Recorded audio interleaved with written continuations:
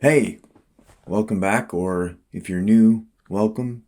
Pull up a chair. This one's going to get a little bit deep, so settle in.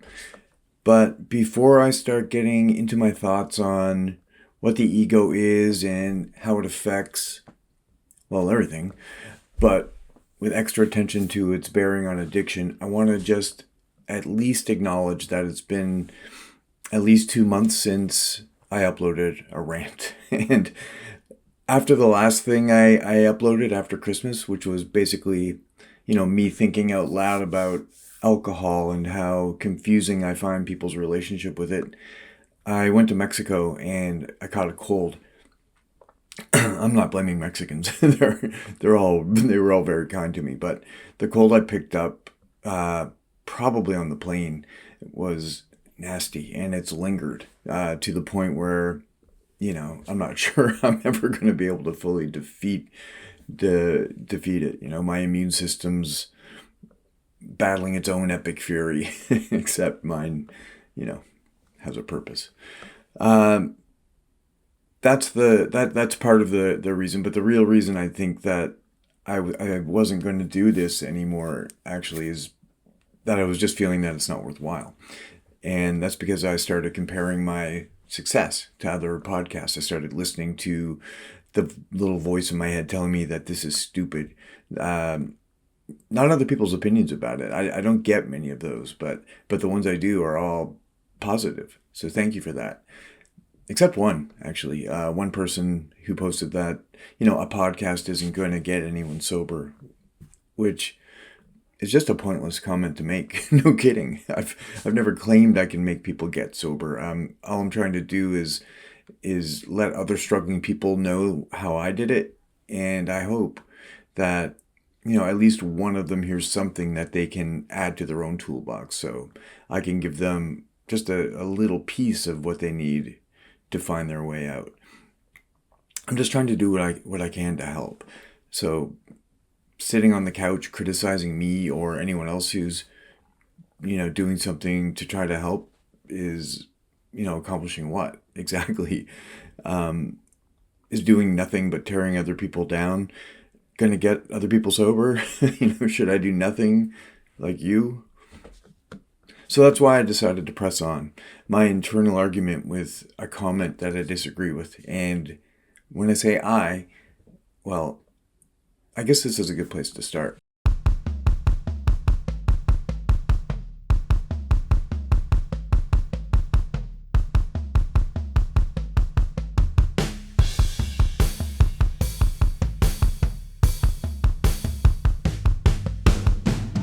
Today I want to talk about something that sits at the center of almost every struggle I've ever seen in recovery, and honestly, in life.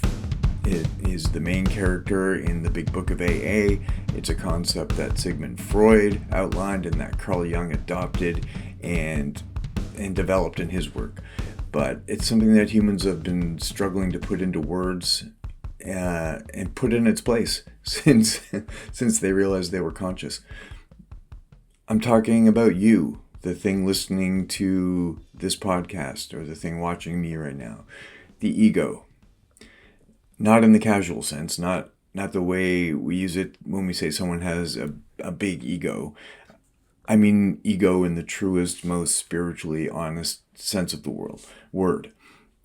What it actually is, what it costs us, and then I want to talk about. Then I want to walk you into step 6 of the 12 steps, which, if you've never looked at it closely and taken the time to really understand it, is a pretty radical thing to do for any human, not just an addict. I think this quote is in the AA 12 by 12, but it could be in the big book.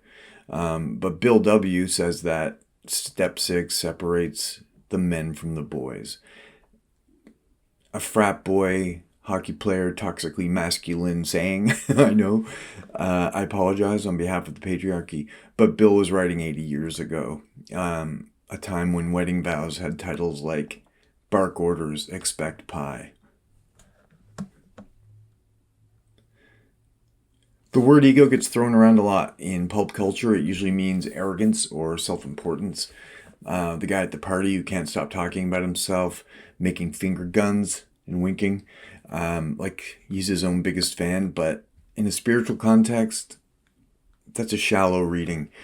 Ego isn't just vanity or swagger, it points to something deeper and more fundamental about the way we construct and defend a sense of self. The ego at its root is a story. It's the story you tell yourself about who you are. It can be a lot to think about. From the moment we're born, we start collecting experiences, reactions, labels, starting with the name your parents give you at birth because they heard it on TV or read it in a book. Your name has nothing to do with who you are or what you are. It's a label you're given for identification purposes and for registries. People tell us we're smart or dumb or difficult or awesome or sensitive or not enough or too much.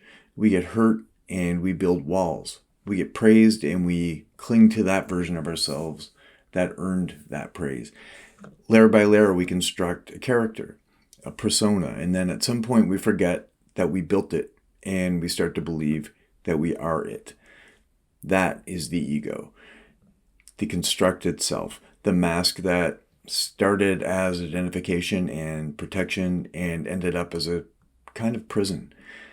In virtually every major spiritual tradition, from Buddhism, Sufism, the contemplative strands of Christianity, indigenous wisdom healing teachings, four-directional healing. The ego is not something to be celebrated or even managed. It's something to be seen through, recognized for what it is, because the ego's entire operating system is built on one premise: separation. I am this, you are that. I need to protect what is mine. I need to control what happens to me. I am the center of the universe, and everything that happens is either a threat or a gift to me personally. And here's where it becomes more interesting for anyone who has wrestled with addiction. That operating system, separation, control, self-protection, self-will, is almost a clinical description of what addiction looks like from the inside. Think about what addiction actually does in the beginning, before the wreckage, before the desperation. In the beginning, substances or behaviors have a job and they work. They work incredibly well. They do exactly what the ego has always been trying to do. They manage the inner world. They quiet the voices that say you're not enough. They lower the volume on fear. They create temporarily the feeling of being okay, connected, safe, and not always connected even. Sometimes they make people feel that connection isn't even necessary. That's what ended up happening to me over time. I started off needing connection, and then by the end of my run, I honestly didn't care if I saw another human being. The ego says, I don't need this. I cannot tolerate this feeling. The substance says, I'll take care of that for you, cuz. Could just chill. And that relationship deepens. Because the ego, it genuinely believes it is keeping you alive. Every defense mechanism, every wall, every manipulation, every lie told to yourself from the ego's perspective, these are survival strategies. And they may be destroying your life, but they feel like they're saving it. That's the paradox. So when a person develops an addiction, what you often see underneath is an ego that has been working overtime, an inner life so loud, so painful, so relentlessly unsafe, feeling that the only solution the ego could find was a chemical one or a behavioral one. Gambling, gaming, sex, food, screens. It doesn't matter. The mechanism is the same. The ego found a way to cope, and that coping became a cage. The real you, if you can find the silence, is the conscious being behind all of the masks and all of the walls. So the addictive effect is in a cage within a cage. Now add this to the ego's relationship with guilt and shame, because addiction produces shame in industrial quantities, and shame, real shame, the deep kind, the kind that says not just I did a bad thing, but I am bad, is ego fuel. It deepens the sense of separation. It convinces you that you're uniquely, irredeemably broken, that no one can understand, that you must keep hiding. So the cycle tightens. Used to escape pain, shame about the using, used to escape the shame, repeat. And at the center of it all is the ego, insisting that it alone can manage this, that asking for help is weakness, telling you that things will be different if you can just get enough control. But the real conundrum is that you have to let go to gain control. Step 1 of the 12 steps says we admitted that we were powerless. That admission, that single moment of ego defeat, is considered the beginning of recovery. Not because defeat is good, but because the ego's stranglehold has to loosen before anything else can enter. You have to admit defeat before you can even start fighting. In my opinion, by the time you're ready to start step 6, you're doing your best to implement the spiritual principles of the first 5 steps already in every single thing you do, everything you think or say. You're being honest. You're practicing acceptance and hope. You have faith. You have courage. You're ready to give humility to your tribe, because humility is the spiritual principle behind step 6. And like most of the principles, it's interchangeable. The principles are assigned to a step, I think, only because it makes it easier to organize them in a book. But you need humility to be honest about addiction. You need humility to accept help. You need courage to have the humility to want your ego to basically, fuck off and leave you alone and enjoy the experience of existing in whatever it is that we're existing in. Step 6 reads, Step 6 reads, we're entirely ready to have God or your higher power or your understanding of a greater force remove all these defects of character. Deceptively simple. It's one of the most psychologically and spiritually demanding things a person can be asked to do, though. And I'll try to explain why. By the time the person reaches step 6, they've already done significant work. They've admitted powerlessness. They've come to believe that something beyond themselves can restore them. They've made a decision to turn their will over. They've done a thorough and an often brutal inventory of themselves, written it down, looked at their fears, the resentments, the harm they've done to others. They've shared that inventory with another human being and whatever they understand to be the divine.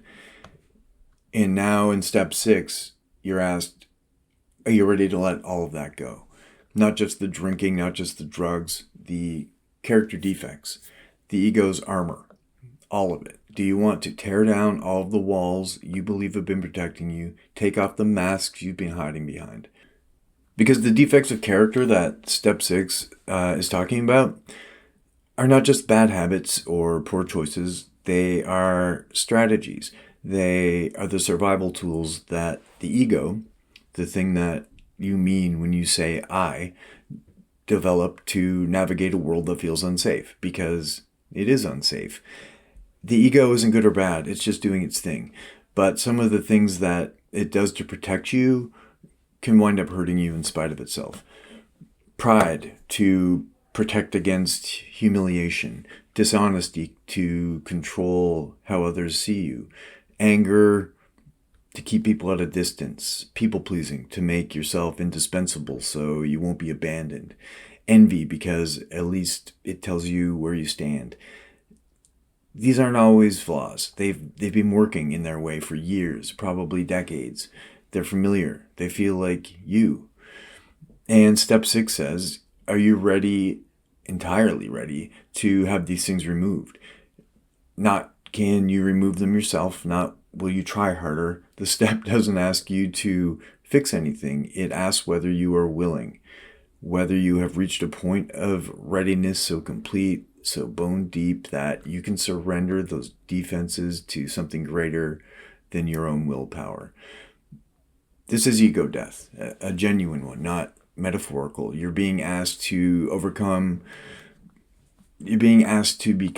willing to stop being who you thought you were. No biggie, right? But I want to stay with the word entirely for a moment because I think it does a lot of heavy lifting in this step. I got to step 6 partially ready, ready to let go of the things that had cost me the most.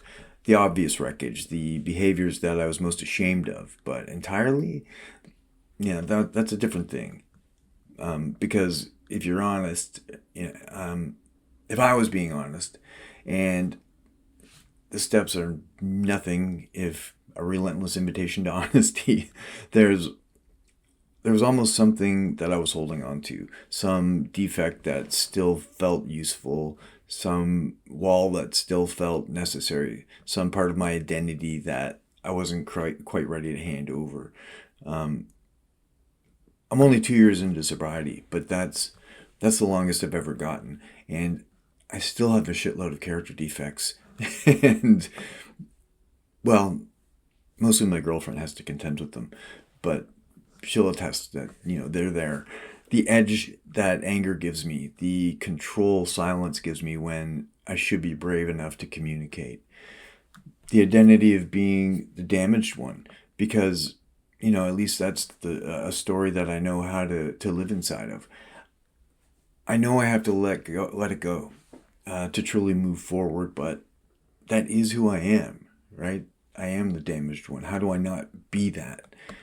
The work of step 6 is getting honest about what you're still protecting, sitting with it, not forcing it, but asking, like really looking in the mirror and asking, am I willing to be willing? Because for most people like me, that's where it starts, not with full readiness, but with the willingness to become willing to become ready.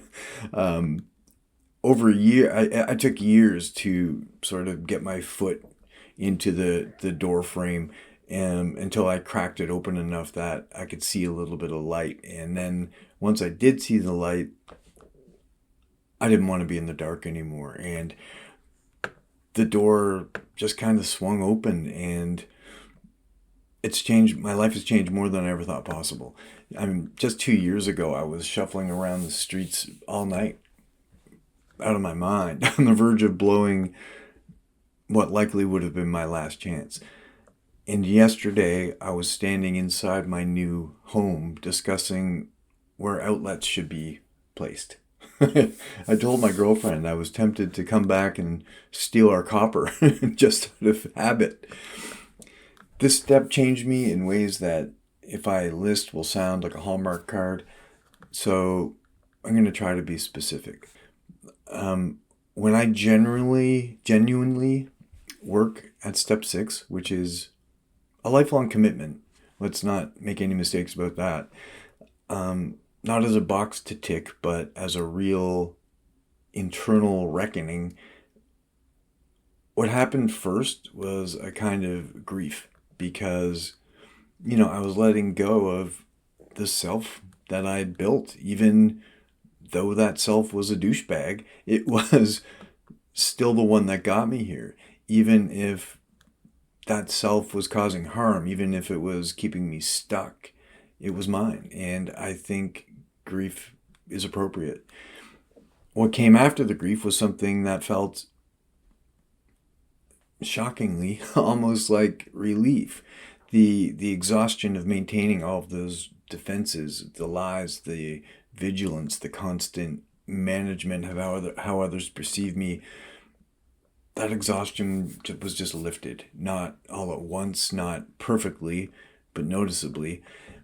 My relationships changed because when I stopped operating from a place of pure ego protection, I could actually see other people, not as threats or utilities or audiences, but as human beings with their own fears and their own longings.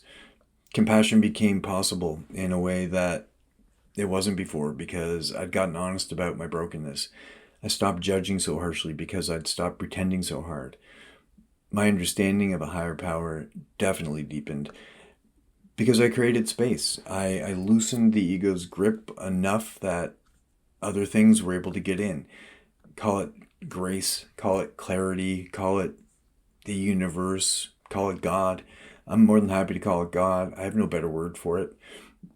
The label matters way less than the experience. An experience which people describe with striking consistency, a sense of being held, of not being alone, of being known and not condemned. The understanding that I'm worthy of love simply because I exist. That's the best way I can describe my higher power. And, that's nothing new. When the underlying drivers, the fear, the shame, the desperate need to control began to soften, the need to medicate them softened too. That's not magic. That's what happens when you deal with the roots instead of pruning the leaves, to use a metaphor. I like metaphors. The ego is not your enemy. I know I've spent most of this episode talking about the ego as something to be transcended, and in a sense that is true, but I don't want to leave you with the idea that the goal is to annihilate yourself, to become some hollow, passionless vessel with no identity, or to become a totally different person and scare the shit out of your kids. Like, the ego is developed for reasons. It learned its strategies in response to real pain. The frightened kid who built those walls had no other tools. Recognizing the ego for what it is, a protective structure that outlived its usefulness, allows you to have compassion for yourself, for the version of you that needed all of that armor. Step 6 doesn't ask you to hate who you've been. It asks you to be willing to become more. To stop letting the wounded past you dictate the living present. To open your hands and release what you've been holding on to. That takes extraordinary courage. Anyone who's ever genuinely tried it knows that. It is the quietest, most private, most profound act of bravery that a person can do. And if you're somewhere in that process right now, if you're standing at that threshold, holding on to things you're not sure you're ready to put down, I just want to say the willingness to be willing is enough for now. But start taking a closer look at the things that you're holding you back from freedom, so that when you have made the decision to let go, you'll know exactly what to let go of. That's all I have to say about that today. So thanks for listening. I really appreciate you stopping by. If you are listening, I'm also going to upload it to YouTube at the Loudness McGeevil Symposium on YouTube. Or if you're watching this on YouTube, know that there is just a podcast version wherever you get your podcast fix. So please keep on listening. Tell your friends. Tell anyone who you think could benefit from hearing anything I have to say. And know that I really appreciate you. Take care.